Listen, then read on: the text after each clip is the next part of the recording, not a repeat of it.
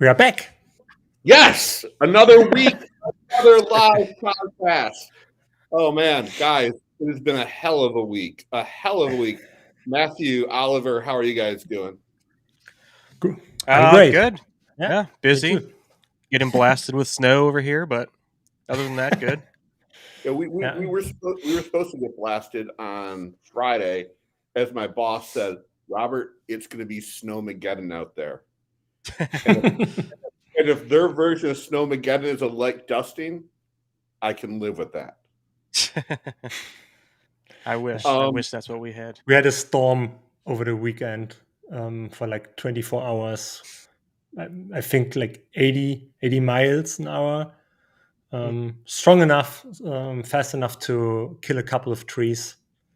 So no snow, but a lot of wind.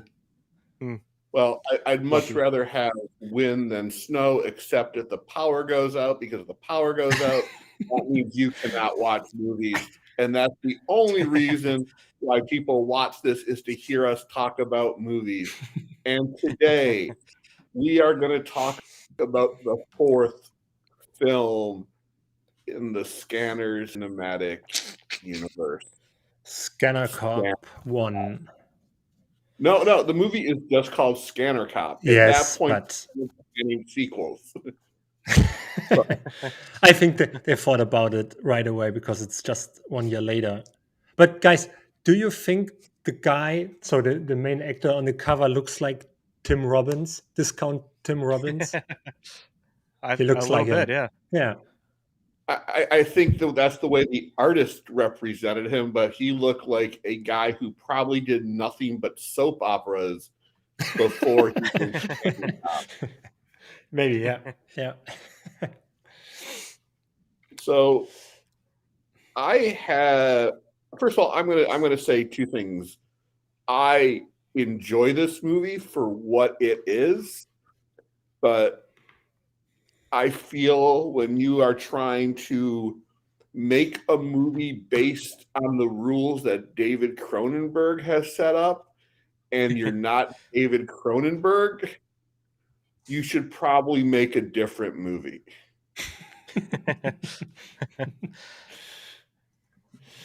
I thought it was. I thought they pulled it off. Yeah, me too. Not quite as good, but yeah, I think solid enough. I can't say I missed David Cronenberg as director in that. There were a couple of scenes we're going to talk about it, but I think there were a couple of scenes that were basically copied from the first Scanners, and could have been done by David Cronenberg. So I didn't miss him that much, I have to say. I mean, I think the original Scanners was a very smart and twisted film, and every movie that came after Scanners, like the two sequels and the two quasi sequels. Well, you can't even call them sequels because a sequel needs a character from the first one to continue the story, and that doesn't happen. But I just feel like Scanners was a really, really good movie, and then the rest of the movies feel like they were rejected X-Men plots. I mean, you could have just called this movie Mutant Cop, and it would have been the same exact thing. Yeah.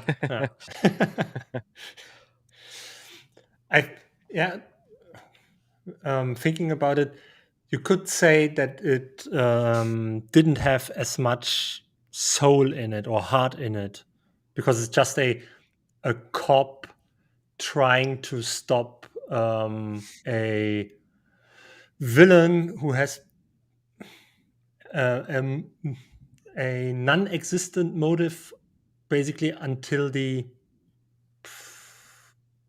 2/3 mark of the movie. Like maybe 60, 70 minutes in, you get the real motive why he's doing what he's doing. So up until that point, why is he doing what he's doing? What's his deal? And then you have the main character who's trying to stop him, but that's the point where you where I think David Cronenberg would have put in a better story than the what's his name? What was the director? Pierre David. Yeah. But and not to be confused with legendary comic book writer Peter David, who would have written a better movie than Scanner. But it still worked for me. Yeah, as I said, watching Scanner Cop 1, I'm sorry, Scanner Cop and Scanner Cop 2 on their own, and not thinking about Cronenberg's film, then these two movies work great as what they are. Mm-hmm. Two directed video, action films with / sci-fi with a cop who happens to have superpowers. By the fact that Pierre David is trying to connect all these movies to the far superior Scanners dilutes what these movies are and had the potential to be. Yeah, I think if you're able to disconnect the movies, like with a other remake or sequel, then you have a better time. That's something I'm thinking about a lot lately. You're ruining your movie experience when you compare the movie you're watching to the original or the first one. And if you are able to disconnect your emotions to the original movie, then you have a better time with the remake or sequel. It's like, have you guys seen, I'm sure you guys have seen the original American Pie. Yeah. The original American Pie, funny movie, right? Yeah. And then, I mean, it had 4 sequels, which we're going to ignore for the sake of this conversation. 4 sequels that were connected to the original film. And then you had American Pie Band Camp, American Pie Book of Love, only, tangential, I can't pronounce it, kind of had a quasi connection to the original, be it Eugene Levy's character somehow involved, or the characters are related to a Stifler. And never, in fact, none of these movies are ever referred to from the original. Now, I'm going to be honest, I've never seen any of them because they look like shoddy direct-to-video remakes. Yeah. Yeah. And the first 2 Scanner sequels definitely fall into that category. This one, again, while it's a fresher concept where you have the Scanner conceivably, distinctively on the side of good as a cop, only using his powers when he absolutely, utterly needs to. Which, again, I think is a good plot. But the fact that Cronenberg Scanners exists in this movie, again, related to it, makes me enjoy it a lot less. Like, I remember when Vinegar Syndrome announced it, I groaned. And then I watched it, and I'm like, you know what? These movies are okay if you don't think about Scanners. Yeah. What they are completely basically ignoring is the fact that there are scanners out there because David Cronenberg created them. And so that was my experience watching the movie. Nobody is really referring to the scanners that are out there, And that's something I'm missing from the movie. Like, oh, he's a scanner. Okay, he can do this kind of stuff. But they had to explain his powers to basically everybody who's involved in the investigation. Well, yeah, because they were doing it to cover their butts in case there are people who, when they read this back in the day, never saw the original Scanner. And I actually remember renting this. We watched it at my buddy's Doug's house in Oak Park, Michigan, and just sat there going, wow. If David Cronenberg were dead, he would be rolling over in his grave. So I haven't seen the original in probably 20 years. Are the Are the scanner powers the same as they were back then? Yes. Okay. Yeah. Yeah. So they do get a little bit more animated in there when in the opening scene, as Vinegar Syndrome does spoil on the cover, pop out of the person's head. I think that looked really good. Well, yeah, I love that effect. It did, and we're going to credit James Horan as the role of Scanner Cop's dad. So I guess the prequel to this movie would have been called Scanner Dad. Yeah, a scanner villain. I think he was not living by the law, or was he? He obviously wasn't taking his medicine. Yeah, that's another thing. Yeah, but I think I could imagine him being a criminal. Well, that is something that they really didn't touch on in this movie, because all right, again, if we guess that the original Scanners movie took place before, the world knows Scanners exists. Mm-hmm. So there would be a lot more fear on the force, like in the scene where at the end where he's taking his pill and the rookie goes, "What's that?" He goes, "My vitamins." You would think that people would be more aware that scanners are out there. Yeah. That's what I meant before. Nobody's really in the nobody knows about scanners really, except for quite a few people who are basically involved with the scanners themselves, like the second dad, the foster parent, the adopted parent. Yeah, right. But everybody else is in the dark about it, and they keep it that way. So maybe that's a precaution from the filmmakers to, like you said, to avoid touching on these scanners from David Cronenberg, the world he created.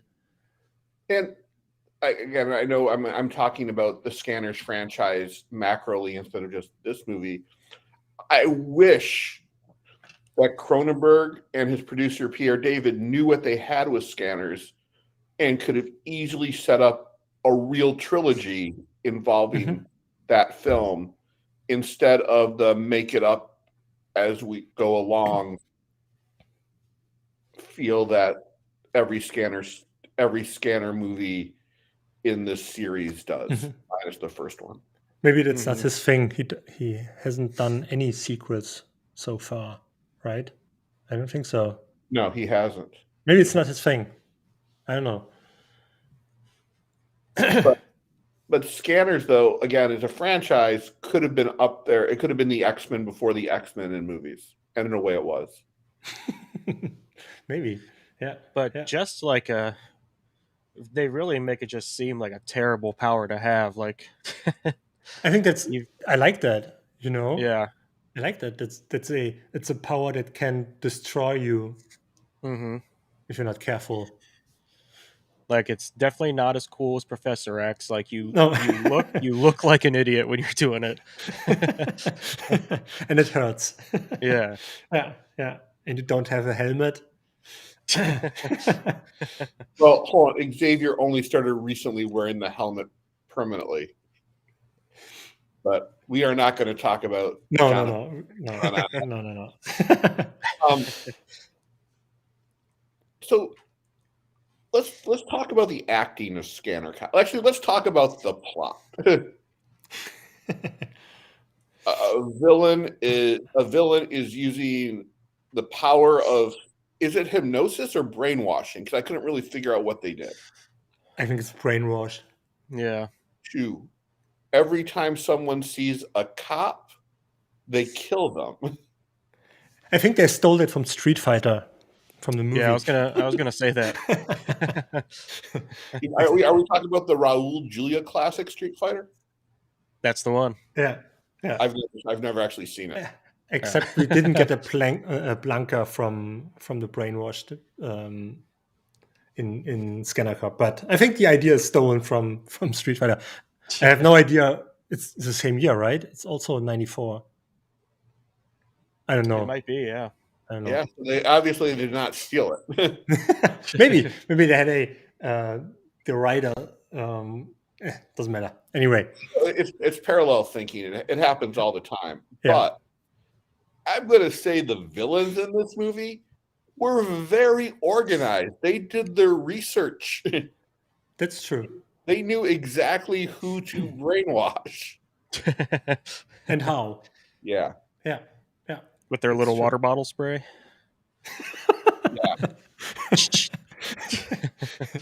Instant knockout spray. Yeah.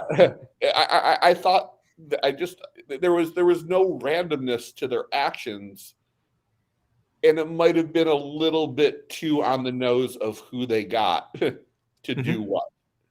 Yeah. So since we're talking about these villains, I'm gonna say that I think they were really the only problem I had with the movie. I thought everything else was great, but I was really thinking the whole time that the villain was going to be that doctor from when the main character was a kid, because he seemed super into scanners, and I thought that he was doing this to the reanimator guy. Yeah. With the green. Yeah, and he was using they were using the same like radioactive ooze or whatever they called it. Yeah. So I thought like, okay, this guy's like, trying to do some experience, and then it's just some guy who got shot in the head and wants revenge. But that scene looked good, I think. It was a nice effect. Nice practical effect. That's called a misdirect. Yeah. A little too misdirecting. It was also very short, I think. But what else would you expect from the person behind the martial law movies? He did a lot of stuff. I looked him up. He was involved in a lot of movies that are also available from Vinegar Syndrome. I like that. But I think what was her name? The woman who helped the main villain. I forgot it. Xena? Xena? Was it Xena? Yeah. Perfect name for such a character. She was a little campy, a little over the top. But she didn't fit into the atmosphere of the movie. I think she was too. I don't know if it was on purpose, but she was too funny for me. I'm going to actually blame that on the director. Yeah. That seemingly he let her overact. Yeah. To the point where, as a villain, she wasn't threatening; she was just annoying. And fun fact, she based her wardrobe for the film on the wardrobe of the now forgotten Bananarama spin-off band Shakespeare's Sister. Ooh. Okay. You learned that in the documentary. Nice. I have to watch that. Yes, so she was I think basically the only person who didn't fit into the theme of the movie, because it's a dark world where scanners can kill you with just thinking or connecting to your mind. And you look at the original scanners from David Cronenberg, that's even darker than this one. So she was too over the top, like I said. That's the only thing that's really my issue. What about you? What's your issue with the movie? Your main issue? Mine or Matt's? Whoever wants to go first. That was mine. The misdirect was mine. Okay. I think the acting, for the most part, was pretty bad acting. I mean, I think uninspired. The main actor did well, but you had the guy who played I can't remember his name, the guy who raped Andy in Shawshank Redemption as one of the cops. And it really felt like he just phoned it in. As he said in the making of, he's played a lot of cops. And I'm sure that gets boring if that's the only thing you're cast for is to play a police officer. Yeah, yeah. It's like the universe telling you, maybe you should have done this instead of act. But he wasn't the worst in the movie. I think what was his dad, what was his name? The adopted dad? Yeah, the adopted dad. Guy who played a police officer one too many times. He was. I didn't see any emotions. He just looked like a police officer. Yeah, yeah. Also, a discount Stacy Keach. His name is Richard Grove, and he is still alive. Yeah, he did a. Didn't he supply a special feature? Provide a special feature? Sorry. Yes, but that was recorded over a year ago. So okay. But he did appear on an episode of Sabrina the Teenage Witch as Mr. Gray. But he still can't act. No. He was. I think he was so. His acting was boring, uninspired, emotionless. There was nothing going. I had nothing going for him. He was probably giving them exactly what a SAG daily rate deserves on a movie like this. Also, the director's fault, I guess. But again, this was Pierre David's first directorial film, and they kind of talked about it on the special feature where he's been involved in all these movies. It's like he's been a director all along, and it's like, no, I've been on commercial sets, tons of them, and I don't have the patience to be a director. Mm-hmm. You need a lot of patience and you need a vision. And obviously Pierre David's only vision was, holy fuck, this movie is going to sell. We're going to be able to pre-sell this movie and make our budget before we even start shooting. Did they accomplish that? I think they did. In the making of, he was talking about how they were able, because of pre-sales, they had their budget to go shoot the movie. Okay. So, I mean, back then, if you remember the video store days, they were so starving for content that you would see all these movies on the shelves, and God bless Vinegar Syndrome for saving them. I mean, we would see the martial law films, also directed by Pierre David, with Scanner Cop films, the pretty much any bad martial arts action film, mostly starring Cynthia Rothrock, we would all find it. Mm-hmm. Yeah. So it looks like a direct-to-video movie that you will find on the shelves in a video store, but not in the theater. I think it looks like it.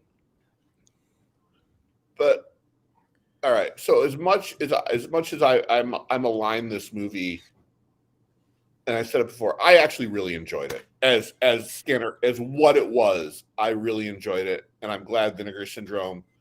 Somehow, someone was high enough at the office that day to say, "Hey, let's put this one out on 4K." Yeah, it was a weird choice, but it does look so good. It does, and it's sad to say, even Scanner Cop 2 is not as good as Scanner Cop 1. Now you're spoiling it. We will get there in a couple. Yes, we will. Yeah. All right. How many exploding heads would you give this movie, Matt? I think that seeing it in 4K is going to bias me a little bit because if in a lower quality, I might not have enjoyed it as much. But I thought the story was good, other than that little villain side arc that kind of just came out of nowhere. Really enjoyed it. I almost watched the second one, but didn't have time. But I'm gonna go. I think I'm gonna go 4. Oh, 4 veiny exploding heads. Nice. Oliver, I am very excited to hear how many exploding heads. So I didn't get a chance to talk about my favorite scene yet. Please go ahead. Please go ahead. It's a prelude score. I really liked it. Basically, I don't know what minute mark it was, but when the main character captures the female villain and she dies, and then he enters her brain, her mind, and is like trapped inside her, going to hell, something like that. That was my favorite part of the movie, because I thought for a second, okay, what is he going to do to get out of it? And I thought that he's in real trouble now, because nobody else can help him except maybe his own abilities. So that was very, very interesting, also very dark, I think. And also there was a light tension that I didn't get for the rest of the movie in that scene. So I really like that one. And if this scene would not have been in the movie, I would have given the movie 2 exploding heads. But because of the scene, because I liked it so much, I give it 3. Okay. So I also like the scene you talked about, because there was so much tension in there, and it was a great follow-up to the scene where he went into the doctor's head. So I also like those 2 scenes. If I am giving it a score as a movie compared to Scanners, I would give it a 1. I would give it 1 exploding head. But on its own, I will give it 5. Wow, nice. Mostly because of the overacting of Richard Lynch. It's like Richard Lynch is that one guy you call when you're like, we need a villain that looks like Klaus Kinski, but is not as much of an asshole as Klaus Kinski. Now, I've never met Richard Lynch. I don't know if he's an asshole, but nobody has made a documentary. No one has made documentaries of how much of an asshole Richard Lynch is. So I am going to say he is probably a nice guy. Probably, yeah. He unfortunately looks like Klaus Kinski. And Udo Kier. A little bit of Udo Kier in him. Speaking of which, have you guys seen the trailer for his new movie? No. I think I heard about it, but no. He played a geriatric gay hairstylist. Okay, no. Yeah, I've actually met Udo Kier once. Oh, okay. It was at the Huntley Hotel in the club upstairs, a club I would normally never be able to get into, but since I was a guest at the hotel, they had to let me in. And he was there sitting at a table by himself, drinking, and I just kept on looking over and going, holy fuck, that guy who was in Boogeyman. Should I go and talk to him? Did you? I did not. So I didn't meet him. I saw him and studied him probably until I made him feel very uncomfortable. Yeah, probably. Let me ask you one more thing about the movie. Did you have any favorite line in the movie? Anything that still in your head that you really liked? Not really. This wasn't a quotable film. No, it wasn't. What about you, Matt?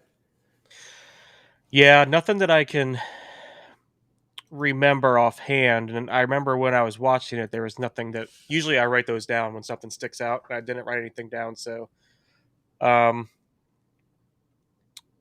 don't think so. Too bad. What about you? You sound like you've got. No, that's another issue I had with the movie. There's no line sticking out that I would like to print on a T-shirt or something like that. No, not really. Yeah, I feel like it was one of those ones that I feel like almost the worse a movie is, better lines like that it has that stick out. But Yeah. no, I feel like this one I really enjoyed this one. I thought it was actually good. It was too serious for a line Yeah. like that. Right. maybe the female villain has a line, and watching it again, something will pop up, but I don't think so. She doesn't, Yeah. because that's stuff I look for when I watch these movies. Okay. It's stuff that's quotable and like, yeah, like if I remember correctly, there are lines in martial law that I think are quotable. I think in the last Cynthia Rothrock trilogy that came out, I can't remember what it's called, Tiger Claws. Tiger Claws, yeah. Yeah, I think there are some great lines in there. Or Dr. Jekyll's Dungeon of Death, which I think is one huge quotable film. Not as bad as people say it is. Yeah, that's something that's missing from Scanner Cop. All right. Yeah. You know what? The way I look at it, and maybe you guys have noticed as well, the VSA films are more quotable than some of the Vinegar Syndrome films. Yeah. Yeah, that's true. I'm actually like Googling it here, and nothing has quotes from this movie. And we're not alone. We're not That alone. says a lot. So I think you know what? I think this should be a new feature on our show.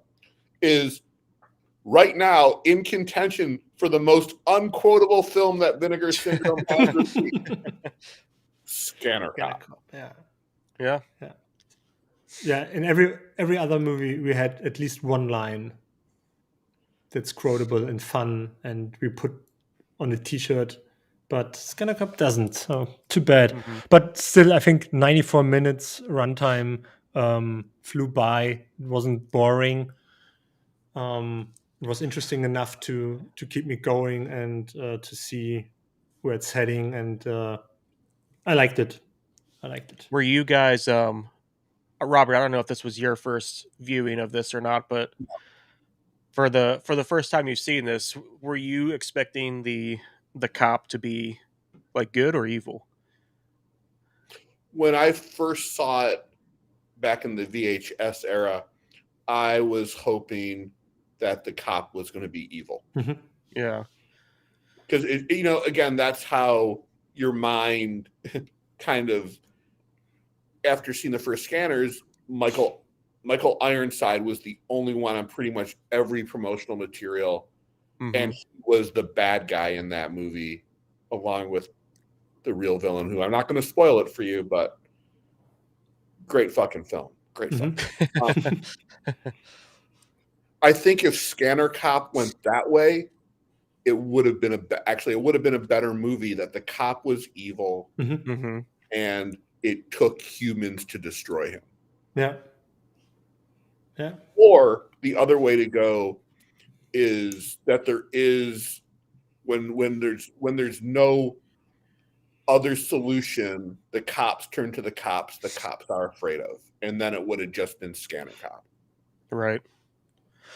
That just made me remember something else too. Was there something with Xena that she was, maybe a less powerful scanner? Because the first scene when the main guy, what's his name, Sam, he meets her in the psychic shop, and he like starts to like read her mind a little.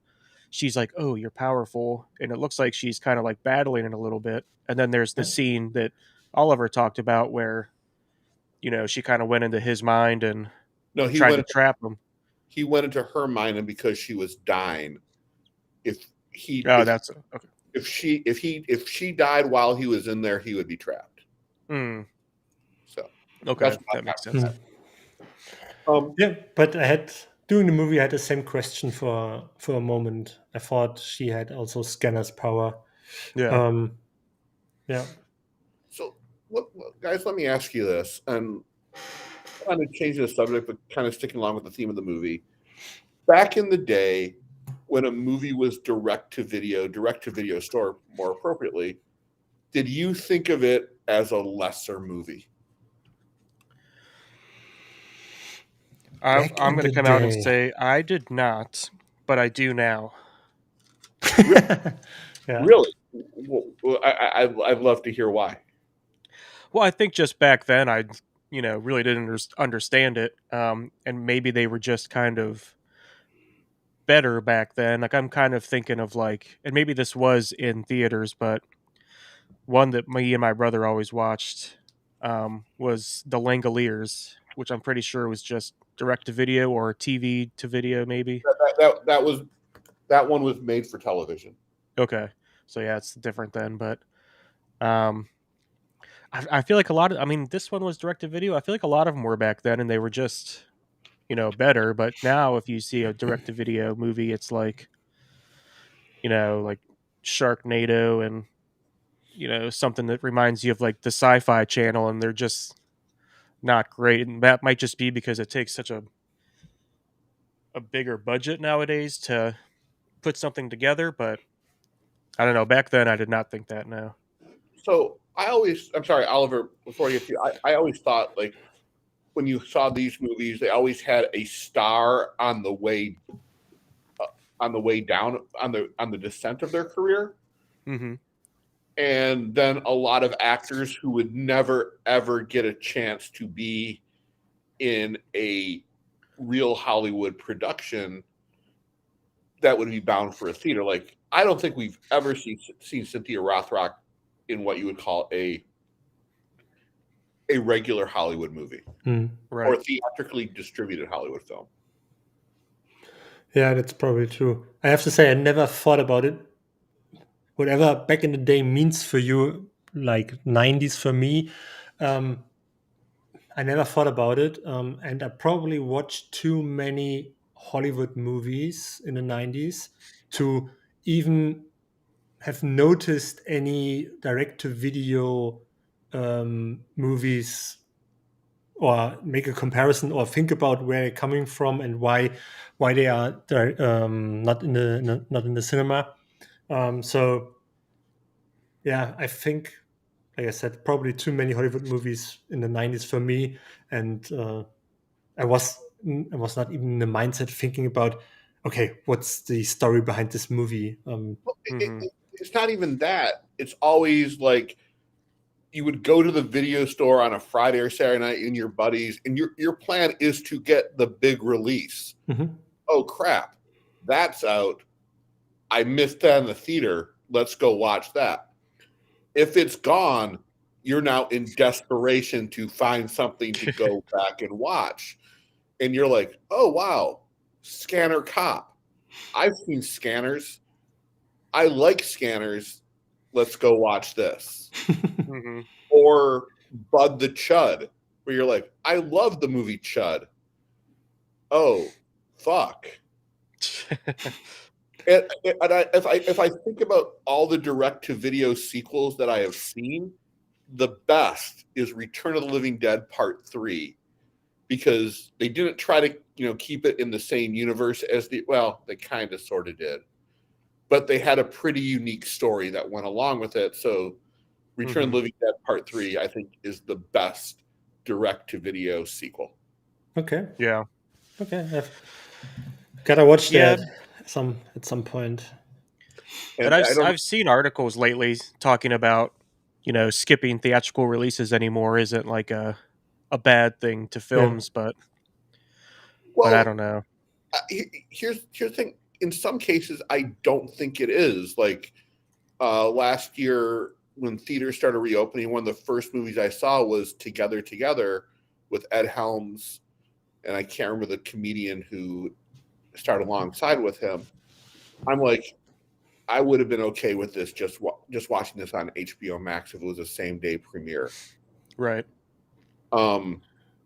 I also had no interest to go see the new Matrix film theatrically because I hated the previous two. And as much as I hated the fourth one, it was just part of my HBO subscription. Mm-hmm. And I don't think direct to video or direct to streaming is a bad thing, especially because in some cases our home theaters are just as good as going to the movies these days. The only thing I'm missing is being part of a group environment. Mhm. And everybody jaws dropping when Darth Vader says, "I am your father," because that was, I mean, to me, even as a kid, that was Spoiler alert. Yeah. You've never seen Jet. No, I'm just kidding. Go ahead. I think Robert almost left the show. Yeah. he froze and left the room. Robert's brain almost exploded. Yes. Like the original Head exploding. But no, I mean, I totally forgot. Oh yeah, but I mean, we all shared that. Everybody in the theater walked out going, "Holy fuck!" Even every 7-year-old, like, I didn't see that one coming. Mm-hmm. And we all shared that. And now it's like, did you watch the latest episode of the Book of Boba Fett? And then you have to say, I'm never going to That's a different time.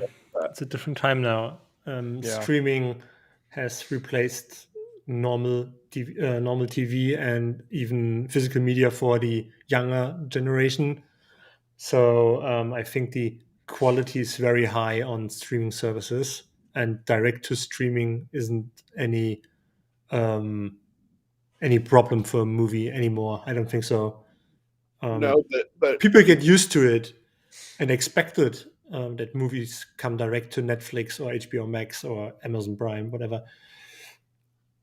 Yeah. I do think for everything like a Book of Boba Fett or the Palm Springs movie that Andy Samberg was in last year. Yeah. Amazing movie. Yeah, exactly. Yeah. You get a lot of crap like shot on your phone horror films that also appear on Netflix. Yeah, that's the thing.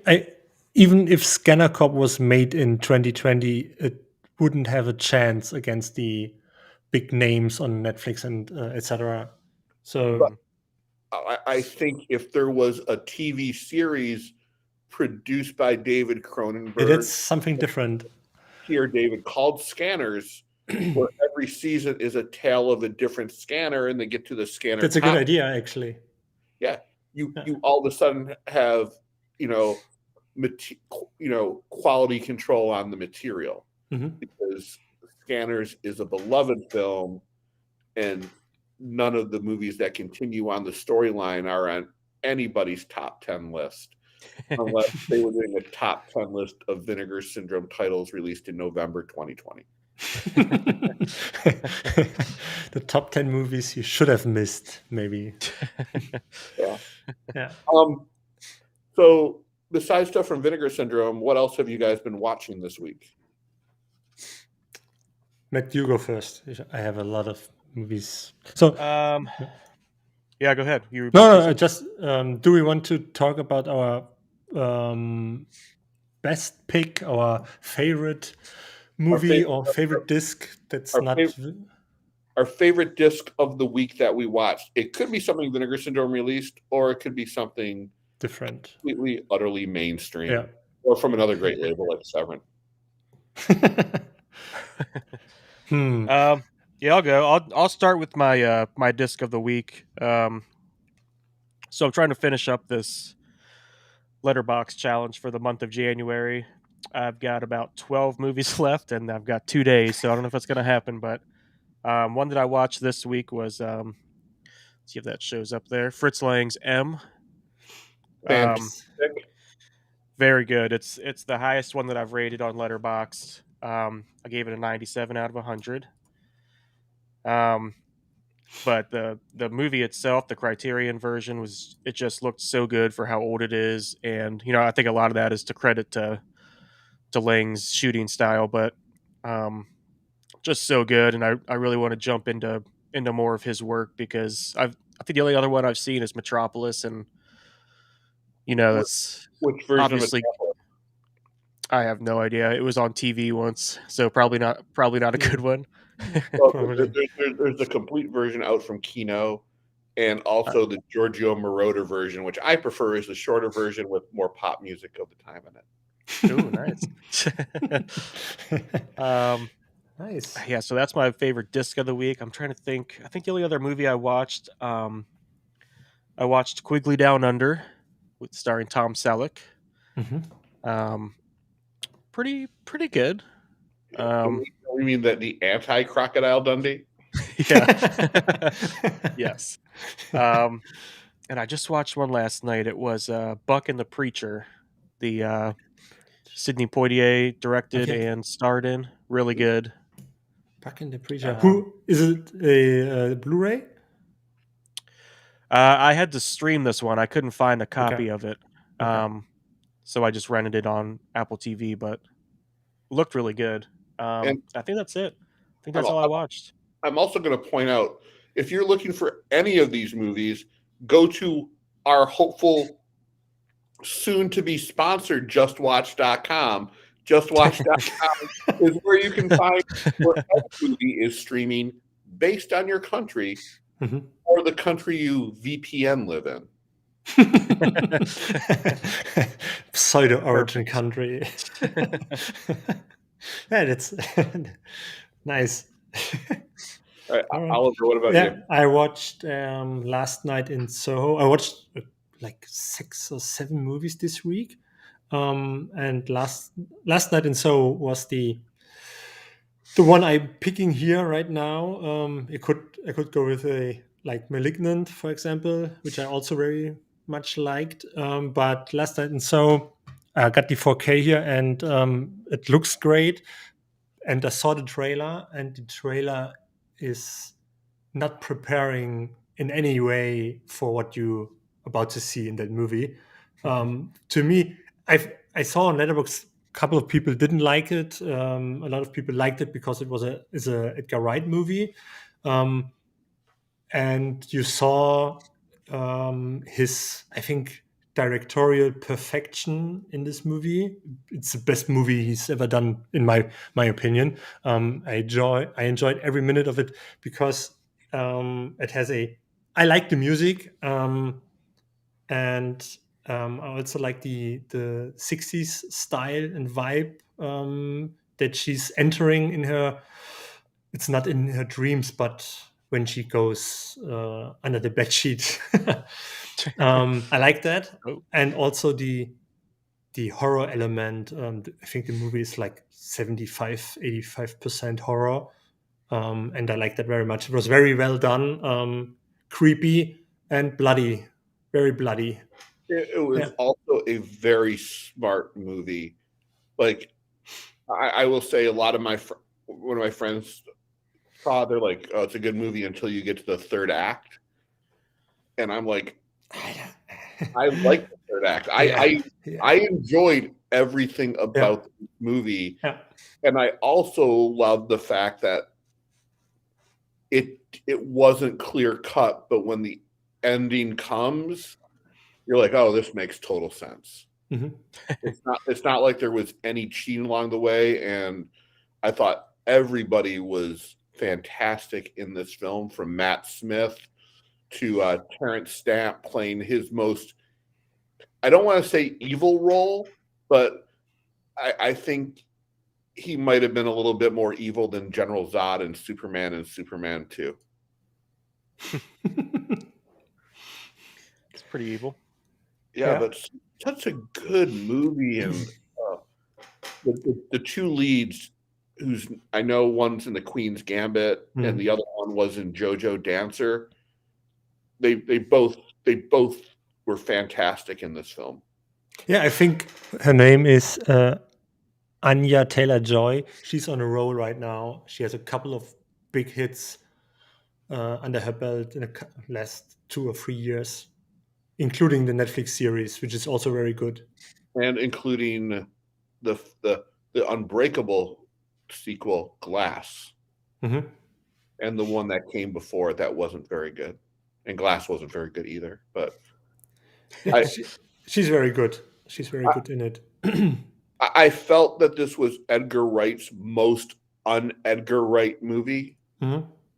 And I'm kind of glad that him and Simon Pegg have their partnership is on hold for now, because as much as I can't watch Baby Driver anymore, I think his last 2 films not including the documentary about Sparks, has propelled him as a filmmaker, as a greater filmmaker. Yeah, that's true. Yeah, I also thought about that's a good thing Simon Pegg isn't involved in this run. I don't know what his influence would have been, but I like the fact that Edgar Wright put everything he's learned in the past in this movie, and like I said, to me it was perfection. Yeah, it's one of those movies, again, you can rewatch and you don't feel embarrassed showing it to people. No. Has that happened to you a lot? Apparently. It doesn't, but when you have people looking your collection, they come in, they're like, do you really need to own a copy of Beastmaster? And you're like, no, I don't really need to own it. But at some point, I'm going to say to myself, wouldn't it be cool to watch Beastmaster? And then I walk into my room and pull it off the shelf. Yeah. But it's an interesting question if people in the next 2 or 3 years, maybe 4 years, are going through your collection and looking for Last Night in Soho. I would hope so, because I think once that movie hits HBO or Netflix or Hulu or wherever it hits, it's going to find an audience. Mm-hmm. And it's stuck around the theaters for a while, so I think it might have already found one.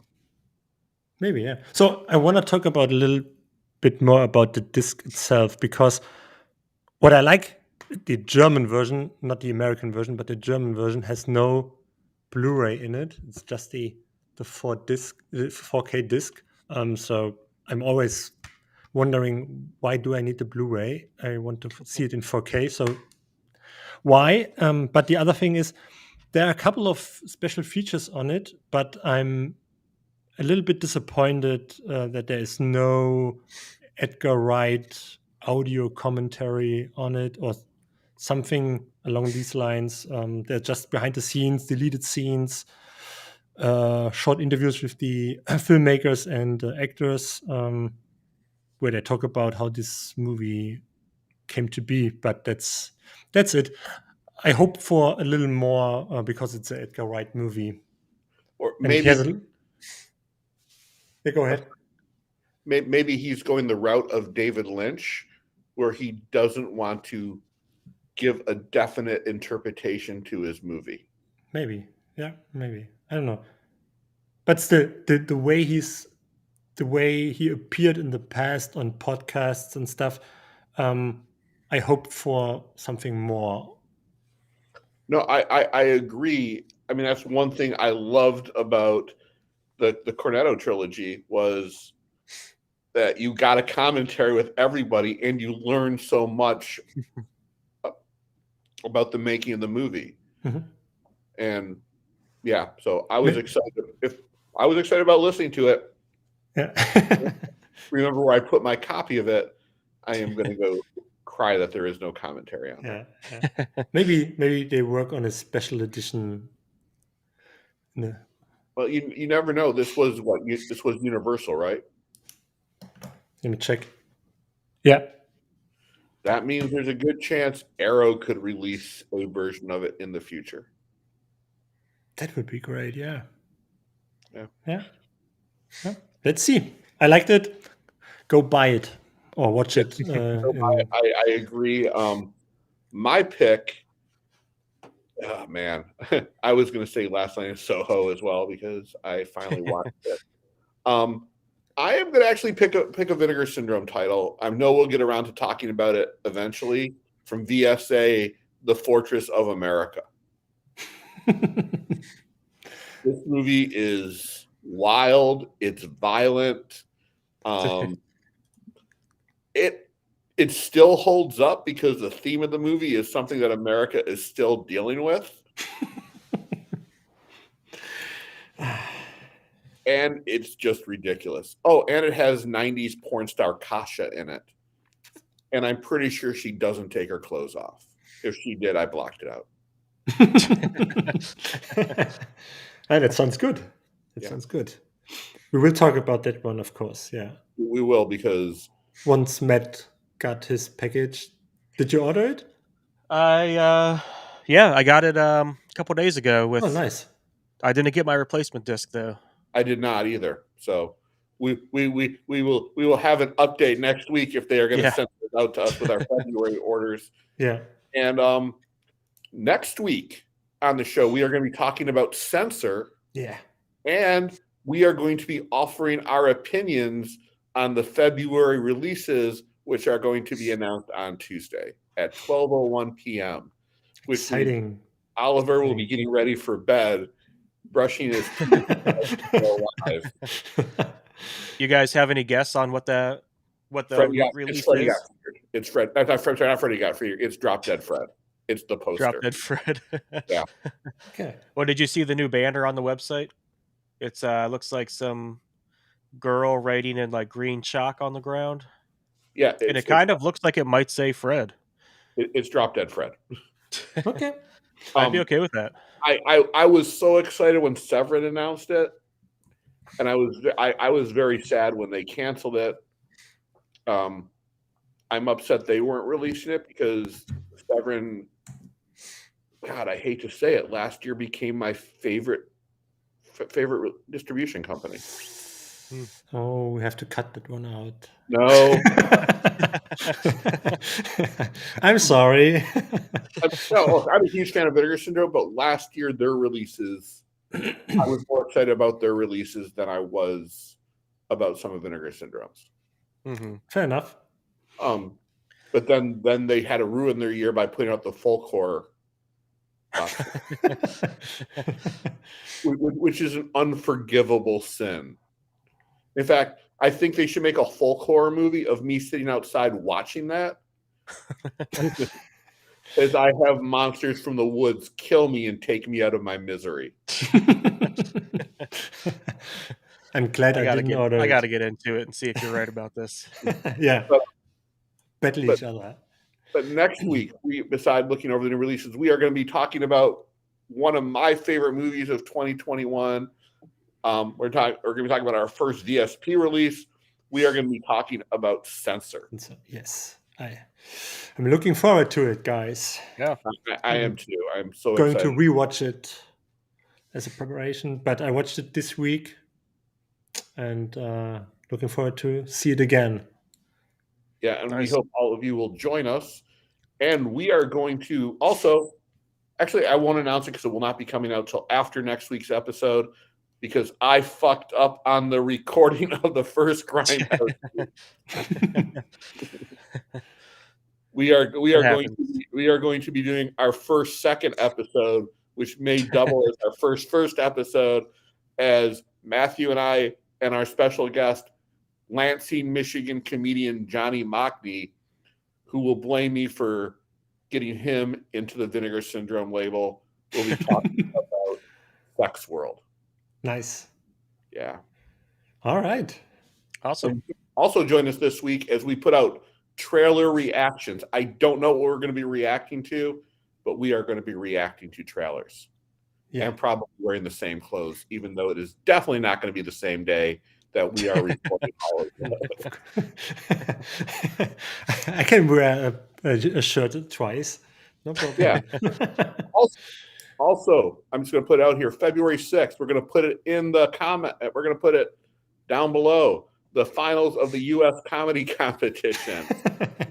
Come watch me beat another group of comedians. And then go on stage.